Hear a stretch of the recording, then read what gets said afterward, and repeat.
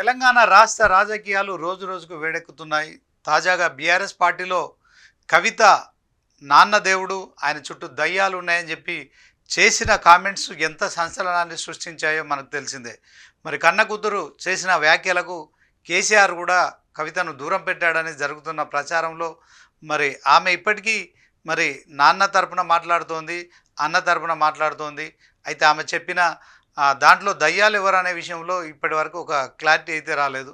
అయితే ఆమె తాజాగా ఈరోజు మరి తన నివాసంలో మీడియా సమావేశంలో మాట్లాడుతూ మీడియా ప్రతినిధులు అడిగిన ఒక ప్రశ్నకైతే ఆమె మొత్తానికి బ్లాస్ట్ అయ్యారు. ఆ బ్లాస్టింగ్ ఎలా ఉందంటే మరి ఖచ్చితంగా బీఆర్ఎస్ పార్టీలో మరి దయ్యాలు ఉన్నాయని ఆమె చెప్తున్నట్టు స్పష్టంగా కనిపిస్తోంది. ముఖ్యంగా నల్గొండ జిల్లాలో ఒక లిల్లీఫుడ్ నాయకుడు ఉన్నాడు. ఆ నాయకుడు నల్గొండ జిల్లా బీఆర్ఎస్ పార్టీని భ్రష్టు పట్టించాడు. మొత్తం ఒక ఎమ్మెల్యే కూడా గెలవలేదు, ఆయన కూడా చావు తప్పి కన్నులొట్టపోయినట్టుగా గెలవడం జరిగిందని చేసిన వ్యాఖ్యలు అయితే మరొకసారి బీఆర్ఎస్ పార్టీలో కలకలం సృష్టిస్తున్నాయి. సో మరి కవిత వెనుక ఎవరున్నారు సో అని ఒక చర్చ కూడా మొదలవుతోంది.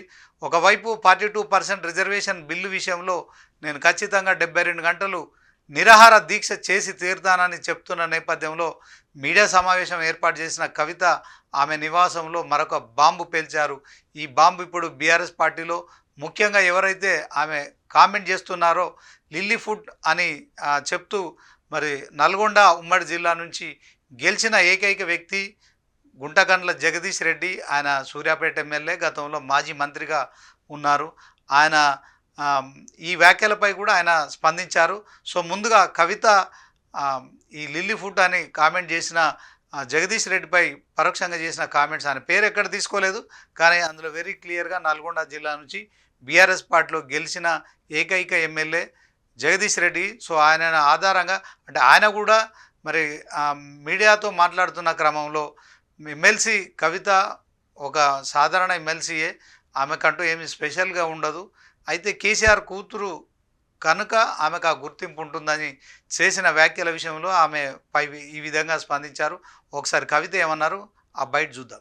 ఒక లిల్లీపుట్ నాయకుడు, నల్గొండలో బీఆర్ఎస్ పార్టీని నాశనం చేసిన ఒక లిల్లీపుట్ నాయకుడు ఆమెవరు ఈమెవరు అని మా గురించి మాట్లాడుతూ ఉన్నారంటే మరి ఆయనకు ప్రోత్సాహం ఇస్తున్నది ఎవరో కూడా ప్రజలు ఆలోచించుకోవాలి. ఇవాళ నల్గొండ జిల్లాలో ఒక సీటు కూడా రాలే. ఆయన సీటు సావు తప్పి కన్నులొట్టబోయిన చందంగా చివరి నిమిషంలో అనుకోకుండా గెలిచినటువంటి సీటు. ఎన్నడూ ప్రజా ఉద్యమాలు చేయలే.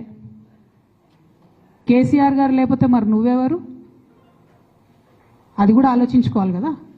కేసీఆర్ గారు లేకపోతే బీఆర్ఎస్ పార్టీలో ఉన్న ఏ నాయకుడైనా ఎవరు? ప్రజలకు మనందరినీ పరిచయం చేసింది కేసీఆర్ గారే కదా.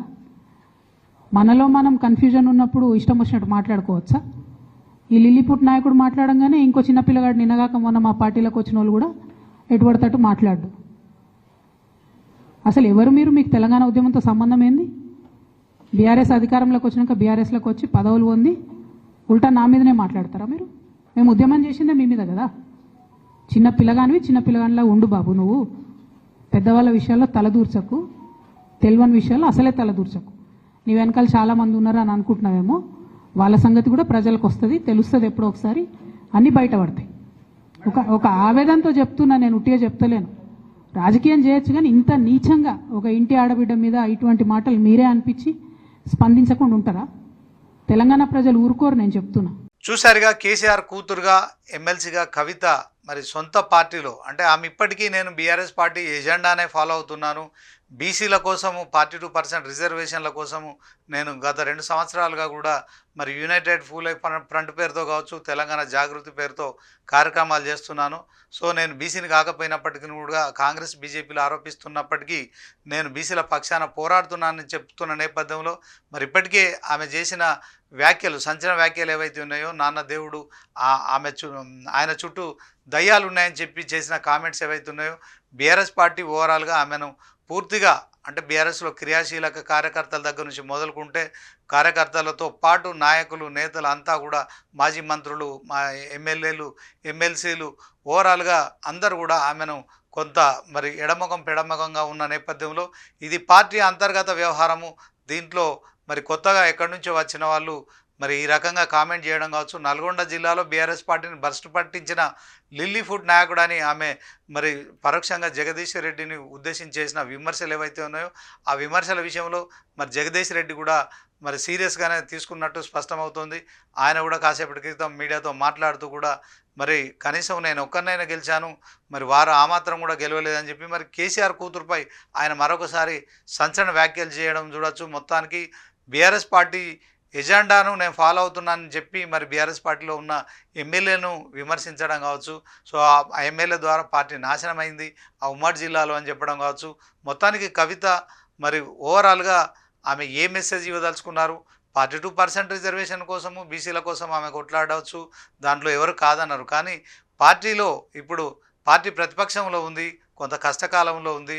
తెలంగాణలో కాంగ్రెస్ ప్రభుత్వం ఒకవైపు మరి కాళేశ్వరం విచారణ కావచ్చు, తర్వాత టెలిఫోన్ ట్యాపింగ్ అంశంలో కావచ్చు, తర్వాత మరి ఫార్ములా ఈ రేసు అంశంలో కావచ్చు, ఇలా విచారణ మీద విచారణలు చేస్తూ ఒకవైపు కేసీఆర్ను, మరొక వైపు హరీష్ రావును, ఇంకోవైపు కేటీఆర్ను వీళ్ళందరినీ కూడా విచారణకు పిలుస్తున్నారు. ఒకవైపు ఏసీబీ విచారణ, మరొక వైపు జ్యుడిషియల్ ఎంక్వైరీ, ఇలా విచారణ మీద విచారణ పర్వం కొనసాగుతున్న నేపథ్యంలో మరి తెలంగాణ పార్టీ సాధించిన ప్రత్యేక తెలంగాణలో 14 ఏళ్ళు ఉద్యమం చేసిన అధినేతగా కేసీఆర్కు నిజంగా ఒక రాష్ట్రాన్ని సాధించిన నాయకుడుగా ఆయన చరిత్రలో ఉంటారు. కానీ రాష్ట్రాన్ని సాధించిన తర్వాత 10 ఏళ్ళు సుస్థిరమైన పాలన అందించాడు. సో ఆయన మాట వేదవాకుగా బీఆర్ఎస్ పార్టీలో కొనసాగింది. ఈ నేపథ్యంలో మరి 10 ఏళ్ల తర్వాత ప్రతిపక్షానికి పరిమితమైన నేపథ్యంలో ప్రజలిచ్చిన తీర్పును శిరసావహిస్తూ కేసీఆర్ కూడా మౌనమునిగా ఉండిపోయాడు. ఫామ్ హౌస్లోనే ఎక్కువ సమయం కేటాయిస్తున్నాడు. సుమారు 20 నెలల సమయం అవుతున్నప్పటికీ ప్రజల మధ్యకు రావడానికి కేసీఆర్ ఆయన ఇంకా ముభావంగానే ఉంటున్నారు, సుముఖంగా లేరు.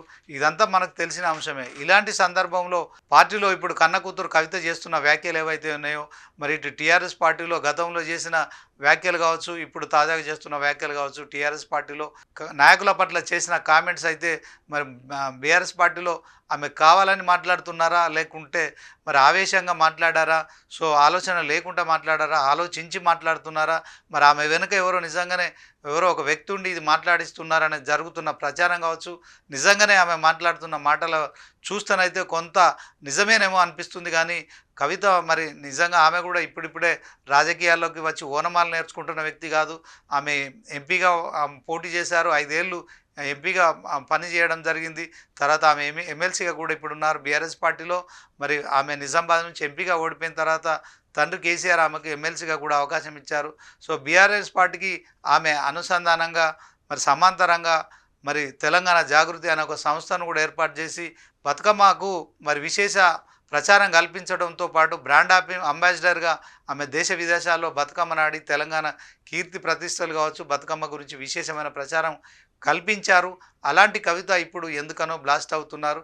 ముఖ్యంగా ఆధిపత్య పోరులో ఆమె చేసిన వ్యాఖ్యలు ఏవైతుందో, నాన్న దేవుడని, ఆ తర్వాత ఆయన చుట్టూ దయ్యాలు ఉన్నాయని చేసిన కామెంట్స్ విషయంలో మరి ఆయన చుట్టూండే వారెవరో మనకు తెలిసిందే. సో ముఖ్యంగా సంతోష్ రావు కావచ్చు, హరీష్ రావు కావచ్చు, కేటీఆర్ కావచ్చు, మరి మాజీ మంత్రులు ఇప్పుడున్న జగదీష్ రెడ్డి కావచ్చు, ఇంకొందరు వ్యక్తులు ఉండొచ్చు. సరే వీళ్ళంతా మరి దయ్యాలని ఆమె చెప్పడం కావచ్చు. తర్వాత మరి ఇదే సందర్భంలో కేటీఆర్ను అందులో నుంచి కొంత మినహాయించినట్టు కూడా కనిపిస్తుంది. ఎందుకంటే కేసీఆర్పై ఈగ వాలితే తెలంగాణ జాగృతి ఊరుకోదు, నేను ఎట్టి పరిస్థితుల్లో ఉపేక్షించేది లేదు. కేటీఆర్ను కూడా ఫార్ములా ఈ రేస్ కేసు విషయంలో ఏసీబీ విచారణ చేస్తున్న సందర్భంలో కూడా ఆమె అన్నకు మద్దతుగా కూడా ట్వీట్ చేశారు. సో మొత్తానికి కాంగ్రెస్ ప్రభుత్వం తన కుటుంబాన్ని, తన నాన్నను, అలాగే తన అన్నను వేధిస్తుందని ఆమె చెప్తూనే పరోక్షంగా కాంగ్రెస్ ప్రభుత్వంపై విమర్శలు చేస్తూ, అదే సమయంలో మరి సొంత పార్టీలో ఇప్పుడు జగదీష్ రెడ్డి లాంటి మాజీ మంత్రి కావచ్చు, ప్రస్తుతం సూర్యాపేట ఎమ్మెల్యేను విమర్శించడం కావచ్చు, మరి లిల్లీ ఫుడ్ అని ఆమె చేసిన కామెంట్స్ కావచ్చు. మరి మొన్న రేవంత్ రెడ్డి కూడా నల్గొండ జిల్లా పర్యటనకు వెళ్ళిన నేపథ్యంలో జగదీశ్వర్ రెడ్డిని మరి ఉద్దేశించి 3 ఫీట్ల నాయకుడు ఒకడు ఉన్నాడు, ఎగిరెగిరి పడుతున్నాడని చెప్పి చేసిన కామెంట్స్ కావచ్చు. తాజాగా మరి కవిత చేసిన కామెంట్స్ చూస్తే మరి ఈమె లిల్లీ ఫుడ్ అన్నారు, ఆ రేవంత్ రెడ్డి 3 అడుగుల నాయకుడు ఒకడు ఉన్నాడు బీఆర్ఎస్ పార్టీ అని చెప్పి చెప్పడం కావచ్చు.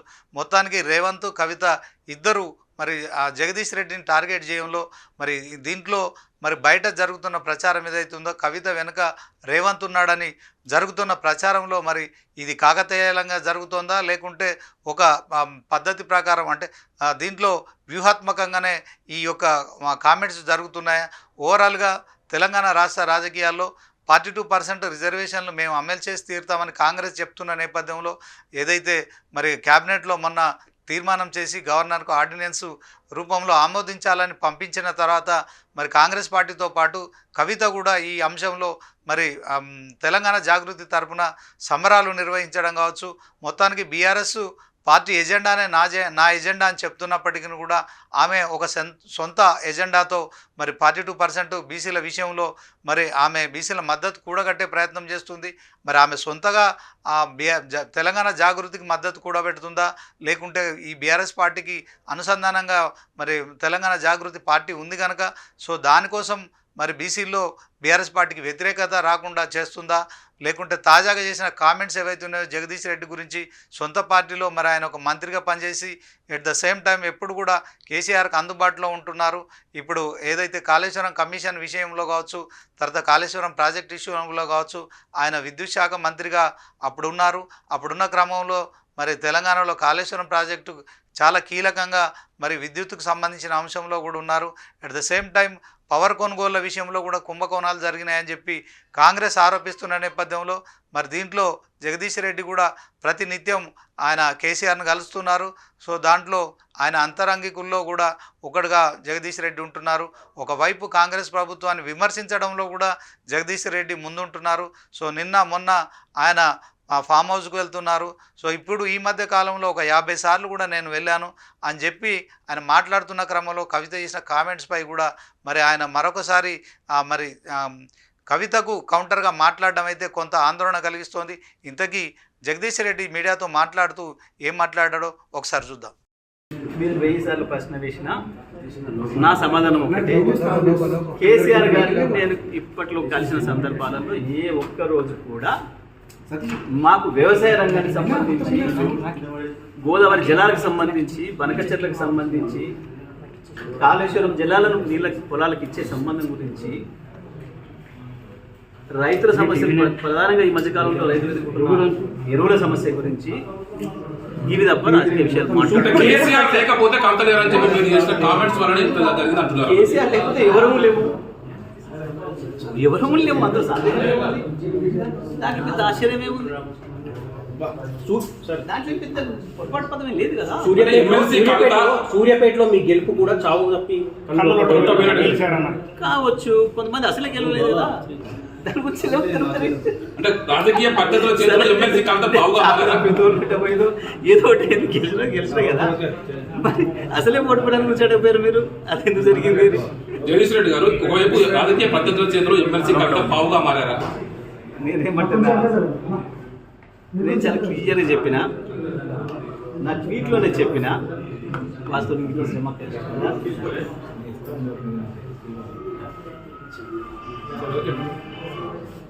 రేవంత్ రెడ్డిలు, రాధాకృష్ణలు ఈ మధ్యకాలంలో నా గురించి మాట్లాడిన పదాన్ని మరొకసారి వల్లవేసే ప్రయత్నం చేసినందుకు వారికి నా సానుభూతిని తెలియజేస్తున్నా చెప్పిన.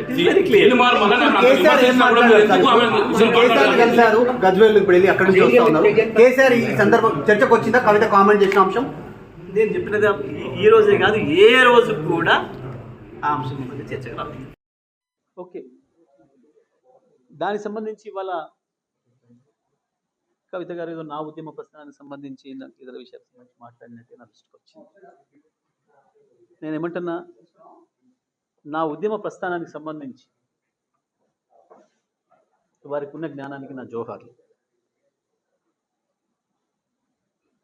ఇక వారు ఉపయోగించిన కొన్ని పదాలు ఈ మధ్యకాలంలో పదే పదే రేవంత్ రెడ్డి గారు, రాధాకృష్ణ గారు ఎవరైతే కేసీఆర్ శత్రువులు, అడుగడుగున కేసీఆర్ పైన విషం కక్కుతున్న వాళ్ళు, ఎవరైతే నా గురించి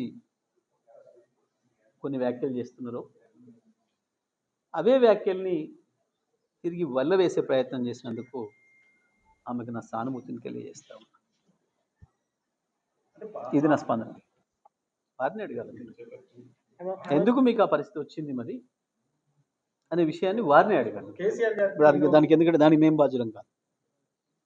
ఇంటర్నల్ గా నేను ఒక లేఖ రాశాను, అది నేనేమంటున్నా, లేక మీరు ఎవరికి రాసిండ్రు, ఎవరికి ఇచ్చిండ్రు, ఎవరు ఎట్లా పోయింది అనే విషయాల్ని మీకు మాత్రమే తెలిసిన విషయం మరి మీరే చెప్పాలని చెప్పాలి. మీరు అడగాలి. అది వారిని అడగాల్సిన ప్రశ్న. మీరు నన్ను అడుగుతున్నారు, అది నాకు సంబంధం లేదు ఆ ప్రశ్నతో. అది వారిని అడిగాను. చూశారు కదా, జగదీష్ రెడ్డి కూడా మరి ఖచ్చితంగా ఆయన కూడా మరి కవితపై కౌంటర్గా మాట్లాడడం అయితే బీఆర్ఎస్లో కావచ్చు, అటు తెలంగాణ జాగృతిలో కావచ్చు, తెలంగాణ రాష్ట్ర రాజకీయాల్లో సంచలనంగా మారిందని చెప్పుకోవచ్చు. మరి మాటకు మాట పెరుగుతున్న నేపథ్యంలో ఈ అంశంలో కేసీఆర్ కానీ కేటీఆర్ కానీ హరీష్ రావు ఏం మాట్లాడతారు, కవిత విషయంలో తప్పు పడతారా, లేకుంటే మరి జగదీష్ రెడ్డి మరి కేసీఆర్ కూతురుపై కూడా మరి కౌంటర్గా మాట్లాడడం అయితే సంచలనంగా మారింది. ఇప్పటి వరకు కవిత విషయంలో ఎవరు కూడా నోరు విప్పట్లేదు. తాజాగా జగదీశ్వర్ రెడ్డి చేసిన తర్వాత మరి ఇంకొక ఎమ్మెల్యే కూడా కామెంట్ చేయడం కావచ్చు, ఆ ఎమ్మెల్యేని ఉద్దేశించి కూడా నిన్న మొన్న వారు వచ్చినంతా కూడా మరి ఏం మాట్లాడుతున్నారు, ఒకరి నుంచి ఒకరు మాట్లాడుతున్నారు, అసలు తెలంగాణ ఉద్యమంలో మీరు ఎక్కడున్నారని చెప్పి మాట్లాడడం కావచ్చు. ఒక సమస్య వచ్చినప్పుడు, ఒక ఇంటిలో ఒక సమస్య వచ్చినప్పుడు ఆ సమస్యను పెద్ద చేస్తున్నారని చెప్పి ఆమె చేసిన ఆరోపణలు కావచ్చు, తర్వాత ఆమె చేసిన ఆరోపణలకు జగదీశ్వర్ రెడ్డి కౌంటర్ చేయడం కావచ్చు. బీఆర్ఎస్కు అలాగే కవితకు మధ్య దూరం పెరుగుతోంది. ఈ గ్యాప్ ఫుల్ఫిల్ చేయడంలో మరి ఆమె ఆల్టర్నేటివ్గా చేస్తున్న కార్యక్రమాలు మరి ఎలా ఉంటాయనేది మాత్రం వేచి చూడాల్సి ఉంటుంది. సో బీసీల 42% రిజర్వేషన్ అంశంలో ఆమె 72 గంటలు నిరాహార దీక్ష చేస్తానని ప్రభుత్వానికి మరి అనుమతి కోరిన నేపథ్యంలో ఆమెకి ఇంతవరకు అనుమతి అయితే లభించలేదు. ఒక కోర్టు నుంచి ఆమె అనుమతి తీసుకొని ఖచ్చితంగా దీక్ష చేస్తామని చెప్తుంది. ఒకవేళ కోర్టు కూడా అనుమతి ఇవ్వకుంటే తన నివాసంలో కూడా చేస్తానని చెప్తున్నప్పటికీ ఓవరాల్గా మరి ఆమె ఒంటరి పోరాటం చేసే అవకాశం ఉందా? మరి ఓవరాల్గా ఇప్పుడు బీఆర్ఎస్ పార్టీలో మరి మాజీ మంత్రి తాజా ఎమ్మెల్యే జగదీశ్వర్ రెడ్డి పై చేసిన కామెంట్లను ఎలా చూస్తాము, దీని పట్ల పార్టీ ఎలా స్పందిస్తుందని చెప్పి కూడా వేచి చూడాల్సి ఉంటుంది.